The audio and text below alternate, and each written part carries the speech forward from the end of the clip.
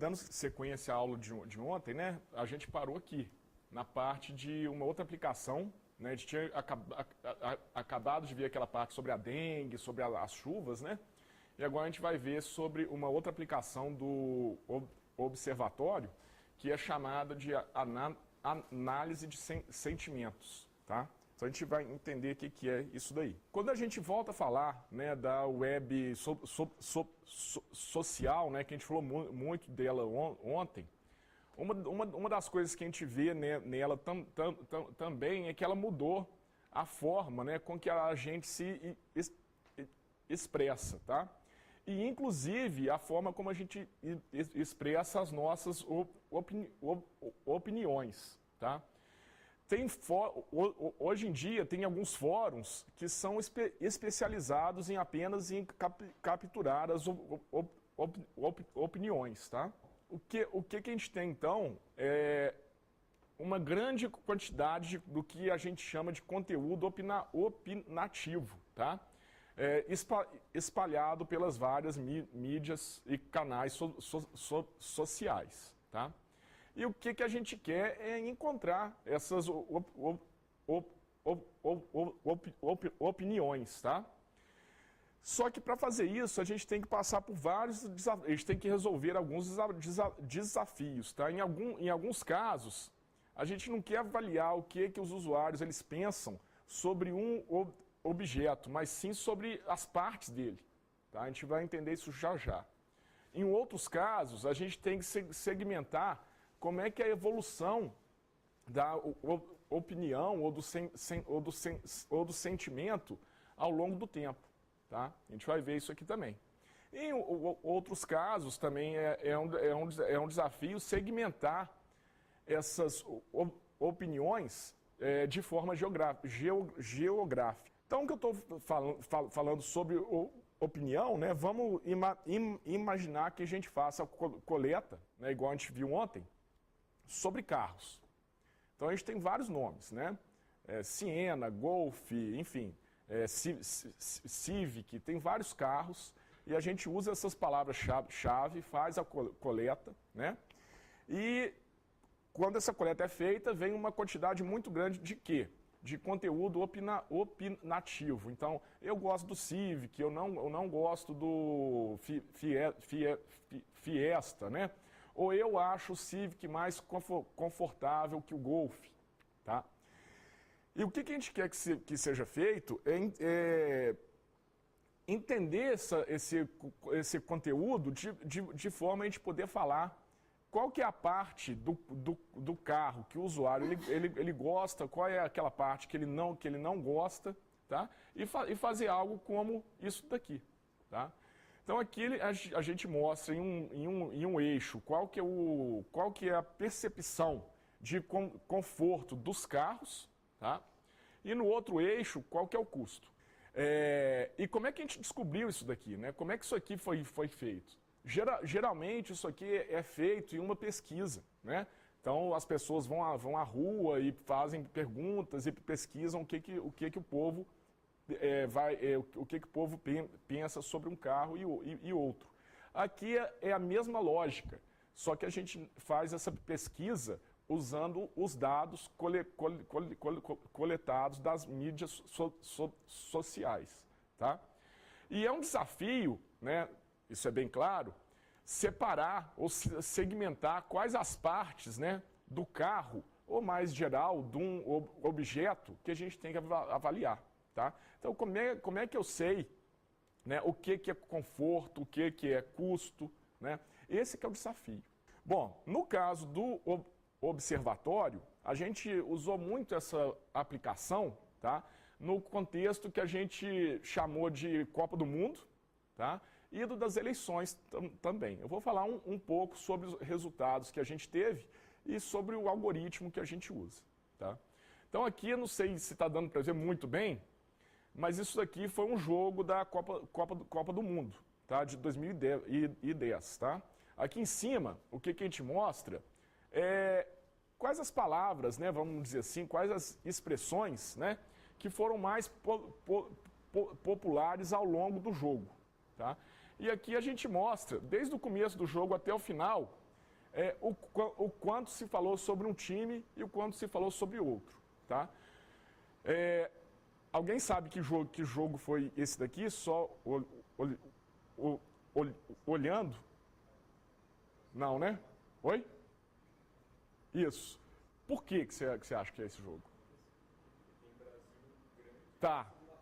Essa é uma das questões, mas se não tivesse essas expressões aqui, se você conseguisse olhar só para cá, você veria que falou muito de um time aqui, muito de um aqui, muito de um aqui, muito do outro aqui.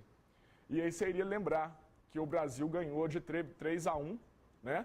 E que isso se refletiu de alguma forma em como as pessoas se expressaram ao longo do jogo. Tá? Então, claramente, aqui teve um gol, aqui teve um gol, aqui teve um gol e aqui teve um gol. Tá? Houve outras coisas também. Foi um jogo que, se não me engano, o Kaká levou o cartão vermelho por uma coisa que ele não fez. Eu não me lembro muito bem o que houve, mas foi por aí. Então você vê Kaká combate. Tá? Esse tipo de...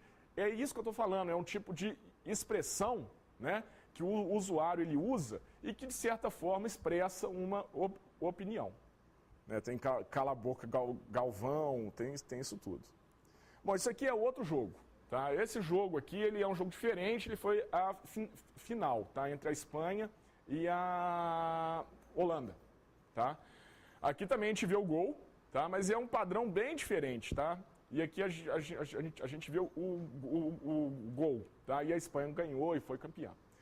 E o que a gente pode ver aqui, mais uma vez, é um conjunto de opiniões que os usuários expressaram, como ganhou, merecido, winner, tá? E por aí vai. Tá? Qual que é o jogador que eles gostaram, que no caso é aquele goleiro, e por aí vai.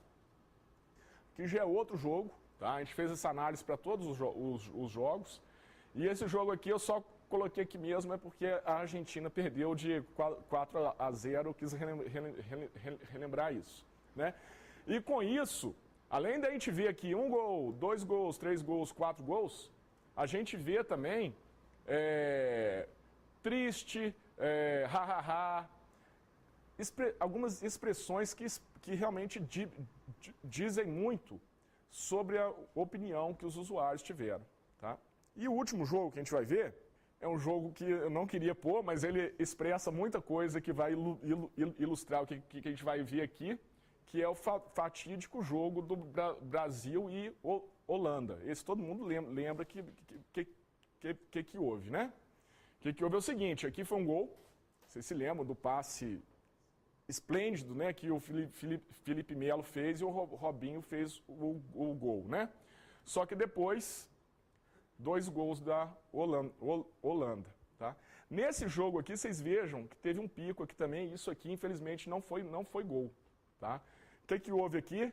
Vocês têm que se lembrar, né? O Felipe Melo ele foi expulso, né? Então gerou também muito comentário, tá? Bom, isso aqui é só para ilustrar, gente, o que as pessoas elas falam, tá? Ao longo de um evento, ao mesmo tempo que o evento está ocorrendo, isso aqui é durante o jogo, tá, gente? Pessoas estavam vendo o jogo e com o computador simultaneamente falavam alguma coisa e se expressavam de alguma forma, tá? E o que a gente pode ver, né, de forma resumida e sumarizada, sobre qual que é a impressão geral sobre esse evento. E a questão é, dado que as pessoas realmente elas se expressam, elas colocam as suas opiniões, né, ao longo do evento, como é que a gente consegue segmentar essas opiniões ou esses sentimentos ao longo do fluxo de dados? Tá? Porque isso daqui a gente pode encarar como um fluxo de dados também, tá? Então, como é que a gente segmenta, como é que a gente encontra, né? Como é que a gente caracteriza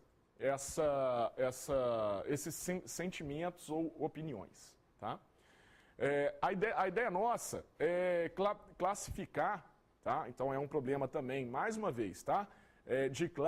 de classificação, e a ideia nossa é classificar esses posts, né, de acordo com a intenção do seu criador. Então, o que a gente quer é uma coisa bem desafiadora. Tá? O que a gente quer é tentar inferir o que o criador daquele post ele pensava quando ele escreveu o post. Tá? Se ele estava com raiva, se ele estava feliz, se ele estava fazendo uma piada. E para fazer isso, mais uma vez, tá? É a última vez que eu vou falar sobre esse algoritmo, mas mais uma vez a gente vai usar o LAC, né? Que eu falei bastante ainda ontem. Bom, algumas coisas que a gente tem que falar antes de passar para a modelagem desse problema, tá? Uma coisa que a gente tem que ter em mente é que a gente não vai poder usar qualquer algoritmo. Por que a gente vai usar esse algoritmo especificamente, que é o LAC? Porque as mensagens elas são produzidas continuamente. Então, aquele exemplo que eu dei ontem, que a gente tem uma parte de treino e uma parte de teste, as duas são estáticas, não é verdade nesse cenário, tá? Por quê? Porque tanto treino quanto teste são produzidos continuamente. Tá? Além disso, a gente tem uma grande quantidade de dados, tá? Isso impede que a gente... esse dado ele se alterou, então muda o modelo. Não dá para fazer isso, porque a quantidade de dados ela cresce muito rapidamente. Tá? O fluxo de dados também é muito rápido. Tá? Em um jogo como esse que a gente acabou de ver, são milhares de tweets a cada minuto. Tá? E, enfim, por essas questões, a análise se torna desafiadora. Tem uma questão também que é muito séria. Como os dados são dinâmicos, né, como eu acabei de falar, e como o evento por si só também tem uma dinamicidade muito grande no sentido de que tudo pode ocorrer, pode ocorrer uma mudança, tá, de opinião ao longo do evento. Tá? Alguma coisa pode ocorrer que faz os usuários mudarem o seu sentimento. Tá? A gente vai ver isso.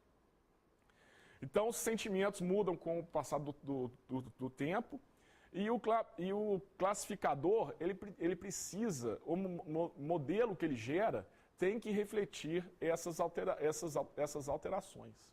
Tá?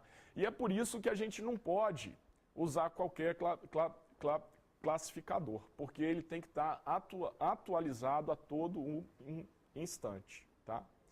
E essas alterações de opinião e de sentimento também se torna desafiador. Essa aqui é a cara, tá? De como é que a gente modelou esse problema de análise de sentimento e de opiniões usando o algoritmo LAC, tá? Eu vou explicar aqui. Então aqui a gente tem uma aplicação, tá? Ela poderia ser um jogo, que a gente acabou de ver, e tem outros exemplos que a gente vai ver daqui a pouco também, tá? Por hora a gente pode pensar que isso aqui seja um jogo, tá? Esse jogo, ele produz, né, ele é um evento, tá? E produz, como a gente já sabe, né, uma série de manifestações nas mídias sociais, como por exemplo no Twitter, tá? Então daqui sai um monte de tweets, tá? Que a gente chama de sentiment stream, ou fluxo de sentimentos. Tá? Esse fluxo de sentimentos ele é composto por mensagens. Tá? E cada uma delas a gente vai chamar de T. Ok? Há também um conjunto de treinamento, tá? que é fornecido previamente. Tá? Antes desse evento iniciar. No caso dessas aplicações aqui, esse conjunto de treinamento ele é bem pequeno. Tá? Ele é muito pequeno e contém os exemplos mais simples que a gente pode dar para esse algoritmo, tá? E são frases que refletem uma opinião boa ou ruim, positiva ou negativa, tá? De forma que o classificador, inicialmente, ele possa distinguir o mínimo possível o que é uma opinião positiva e o que é uma opinião negativa, tá? Cada mensagem no fluxo vem para o LAC e ele tem acesso ao treino, tá? Com base no treino, a gente já viu isso ontem, ele gera uma probabilidade de qual que é o sentimento expresso nessa mensagem que acabou de chegar. Se é positivo ou se não é. Tá? Mas ele não fala só se é ou se não é, ele fala a probabilidade de ser. Tá? Então tem 80% de probabilidade de ser um sentimento positivo contra 20% de ser um negativo. Tá? É isso aí que esse algoritmo ele vai te retornar. Ok? Com base nessa probabilidade, 3 coisas podem ocorrer. Tá? Uma essa probabilidade é muito alta. Então vem um post que é assim, esse jogo está muito bom, o Brasil está jogando muito bem. Tá? Isso aí te dá uma probabilidade muito alta de um sentimento positivo. Tá? Quando isso acontece, a gente cai nessa possibilidade. Tá? E aí a gente fala, esse post é positivo. Ou se for negativo, esse post é negativo. Tá? E, além disso, essa mensagem, tá? Que eu tenho, vamos dizer assim, que eu tenho uma alta certeza de qual que é a classe dela, ela vai povoar o meu treinamento também. Tá? Então, a todo passo, potencialmente um novo exemplo é incorporado no meu treino. Então vocês vejam que o treino varia ao longo do tempo.